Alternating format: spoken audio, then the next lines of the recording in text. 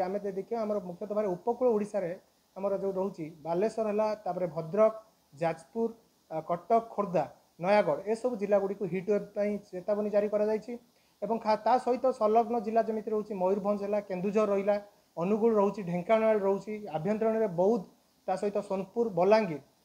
ता सहित आम देखा आम रोचे जोटा कि सुंदरगढ़ रोचे एवं संबलपुर एवं मालकानगिरी ए सब जिला गुड़िक हिट वेव ता सहित उष्म राति जो जिला गुड़िक बर्तमान देखिए उपकूल ओडिशा रे अधिकांश स्थान में तापमात्रा 26 डिग्री रु अधिक रोचे जहाँ प्रभाव में आप उष्म राति स्थिति उपजुची रात्रि समय अत्यंत गुड़गुड़ी अनुभूत होती आज देखा 11:30 समय जो तापमात्रा रेकर्ड होता ता सहित भुवनेश्वर जो आर्द्रता था 45% आर्द्रता रही जोटा कि अनुभूत तापमात्रा आप देखिए 50 रु 60 डिग्री सेल्सियस रोचे जोटा कि आमर फील लाइक टेम्परेचर बा अनुभूत तापमात्रा केते अनुभूत होची किंतु ये जो ताती रही आम अनुमान करूँ 6 तारिख अपराह्न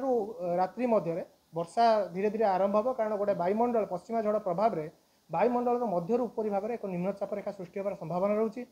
एवं यही समय एक गुरुचाप बल प्रभाव में जलीय बाष्पूर्ण वायु राज्य मध्य को क्रमागत प्रवेश कर जो रोचे उष्म और आर्द्र वायु परस्पर संस्पर्श में आसवे प्रतिक्रियाशील हम 7 और 8